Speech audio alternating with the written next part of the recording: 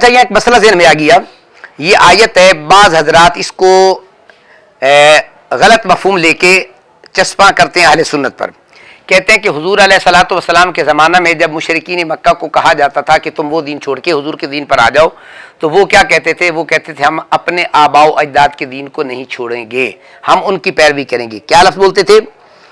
بل نتبع ما الفینا علیہ آبانا, ہم نے جس پر اپنے آباء و اجداد کو پایا اسی کی پیروی کریں گے. بات آ گئی. تو لہٰذا تم بھی کیا کہتے ہو؟ ہم ائمہ کی پیروی کریں گے, ہم بھی حضور کی بات نہیں مانتے. اس آیت کا غلط مفہوم لے کے, غلط معنی بیان کر کے, غلط تفسیر کر کے اس کو غلط جگہ پہ چسپاں کرتے ہیں. یہ میرا خیال ہے کہ یہ قرآن پاک کے ساتھ بھی زیادتی ہے, دین کے ساتھ بھی زیادتی ہے, اپنے آپ کے ساتھ بھی زیادتی ہے. اگر بالفرض والمحال علی سبیل تنزل ہم تسلیم کر لیں جو وہ مفہوم بیان کر ان کے مطابق, بعد میں اس کا اصل مفہوم بتا دیتا ہوں تاکہ پہلے ان کا جو مفہوم ہے وہ بھی سمجھ میں آ جائے. ٹھیک ہے, اب ہم کہتے ہیں ہم بھی اپنے آباء و اجداد کی پیروی کریں گے, وہ بھی کہتے ہیں اپنے آباء و اجداد کی پیروی کریں گے, لہذا تم مشرکین مکہ کی طرح ہو, تم اپنے آباء و اجداد کی پیروی کرتے ہو.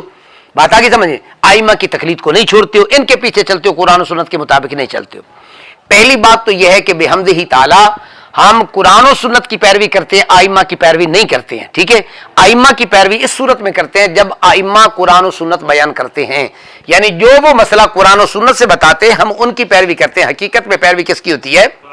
ہم اتنا کہتے ہیں کہ ہر بندہ قرآن و سنت کو سمجھ نہیں سکتا, اس لیے ائمہ مجتہدین قرآن و سنت کو سمجھتے ہیں, جو وہ مفہوم جو توضیح کریں گے وہ ہم بھی مان لیں گے. بات آگے سمجھ, یہ تو اس کا صحیح اصل مفہوم تھا. اب وہ جو کہتے ہیں کہ دیکھو جی, وہ بھی کہتے تھے ہم اپنے آباء و اجداد کی بات مانتے ہیں, ہم کہتے ہیں قرآن نے آگے تھوڑی سی وضاحت کی ہے. کیا کہا انہوں نے؟ کہا ما الفینا علیہ آبانا. اب آگے اللہ فرماتا ہے وہ کہتے ہیں ہم اپنے آباء و اجداد کی پیروی کریں گے.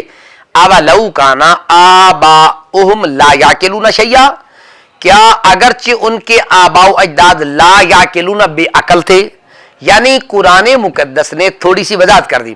وہ جب کہتے ہیں میں اپنے آباء و اجداد کی پیروی کریں گے تو اللہ تعالیٰ فرماتے ہیں ان کے آباء و اجداد تو لا یعقلون بے عقل تھے, ولا یہتدون ہدایت پر بھی نہیں تھے. دو شرطیں ہو گئی. نمبر ایک, اب ہم کہتے ہیں کہ میاں تم کہتے ہو ہم اپنے آباء و اجداد کی پیروی نہیں کریں گے, ہم کہتے ہیں پیروی کرتے ہیں. تو قرآن نے تقسیم کی ہے, جن کے آباء و اجداد لا یعقل ہوں, ٹھیک ہے, اور جن کے آباء و اجداد عقل مند ہو, ان کی پیروی کرنے میں کوئی کباہت نہیں ہے.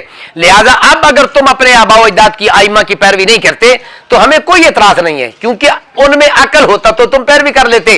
لہذا جب تم کہتے ہو ہم ان کی پیروی نہیں کریں گے کیونکہ وہ لا یعقلون کے زمرہ میں آتے ہیں, تو ہم اس لیے مانتے ہیں کہ ہمارے آباء و اجداد یعنی ائمہ بحمدہ تعالی وہ لا یعقل نہیں تھے, وہ عقل مند تھے.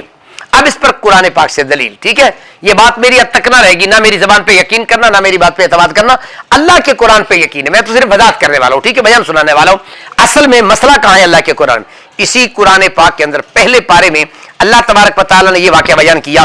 حضرت یعقوب علیہ الصلوۃ والسلام نے اپنے بیٹوں سے ایک سوال پوچھا تھا, اذ قالا لبنیہ ما تعبدون من بعدی, میرے بیٹو میرے مرنے کے بعد کس کی عبادت کرو گے؟ تو انہوں نے کیا کہا تھا؟ قالوا نعبد الہک, تیرے خدا کی, و الہ آبائک, جو تیرے آباء و اجداد یعنی ابراہیم علیہ السلام, اسماعیل علیہ السلام, اسحاق علیہ السلام, اے خدا کی, ہم اسی کے آگے جھکنے والے. اب انہوں نے اپنے آباء و اجداد کا نام لیا کہ نہیں لیا؟ اب قرآن ان کی تردید کرتا ہے, اپنے آباء و اجداد کی پیروی کیوں کرتے ہو؟ اب اس کا مطلب ہے قرآن نے اس کو مقام مذمت میں بیان نہیں کیا بلکہ مقام مدح میں بیان کیا, اس لیے کہ ان کے آباء و اجداد انبیاء تھے تو وہ ان کی پیروی کرتے تھے, وہ لا یعقل نہیں تھے, وہ عقل مند تھے. اب یہاں بھی لفظ کیا آیا ہے؟ بل اولو کان آباؤہم, وہاں بھی یہ لفظ ہے نا. اب لفظ کی مطابقت کر لیں. اب ہم کہتے ہیں میاں تم اپنے آبا کی پیروی نہیں کرتے, ہمیں کوئی اعتراض نہیں ہے, اس لیے کہ وہ لا یعقلون کے زمرہ میں ہیں, ہم پیروی کرتے ہیں اس لیے کہ ہمارے اکابر لا یعقلون کے زمرہ میں نہیں آتے. تو قرآن نے تو وضاحت کر دی. اب اگر اس کا کوئی مفہوم الٹ کرے گا, اس کا مطلب ہے وہ قرآن پاک کی تفسیر کے ساتھ زیادتی کرے گا, من مرضی ہوگی. اس لیے قرآن کو اپنی مرضی کے مطابق نہ ڈالو, اپنے آپ کو قرآن کی منشا کے مطابق ڈال لو. یہ بات آگی سمجھ. چلو یہ تو جملہ مترجہ کے طور پر آ گیا. یہ علماء کی ابحاث ہیں, علماء بحث مناظرے کرتے رہتے ہیں, ہم تو طالب علم نہ مناظرہ کر سکتے ہیں نہ مناظرے کا کوئی ڈنگ ہے. میں نے تو آیت کا مفہوم سمجھا دیا, باقی بات آپ ذہن میں رکھ لیں.